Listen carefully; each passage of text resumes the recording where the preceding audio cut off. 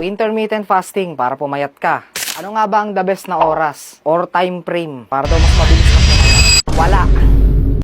Ang pagtunaw ng taba mo is nakasalalay yan sa pagiging consistent mo. Consistent na mas mababa ang ini-intake mo na calorie sa maintenance calorie mo. Kahit mag-intermittent fasting ka at kumain ka ng 2 beses, 3 beses, or kahit mag-OMAD ka, 1 beses ka lang kumain sa isang araw, nakasalalay pa rin yan sa tagal na panahon mong nasa calorie deficit. Hindi mo yan masasabi. Nakadepende rin yan sa body fat percentage mo. Siyempre, lahat naman ng mataba is hindi pare-pareho ang taba. Merong sobrang taba, merong hindi gaano, tapos merong talagang sobrang laki. Siyempre, yung sobrang laki, yun yung mas matagal. At mag-fasting yun o mag-OMAD yung taong yun, isaabutin yun ng matagal. Bakit? Dahil mas marami siyang fats. So, dapat yung tigilan yung mindset na yun, na kapag konting beses ka lang kumain sa isang araw, mas marami kang matutunaw na taba. Hindi yun ganun. Gaya nga nung nasabi ko, depende yun sa dami ng fats mo. So, hindi ko yun malalaman kasi nga depende yun sa inyo. Bawat individual. So, yun, para doon sa mga magtatanong kung ano magandang time frame para sa intermittent fasting, ang sagot po dyan is depende yun sa inyo. Maganda siyang tool, useful tool siya. Kapag busy ka, pwede mong gawin yung technique na intermittent fasting para mapagkasya mo yung schedule mo. So, yun lang. Maraming salamat. Subscribe and follow Clouds Fitness for more fitness content.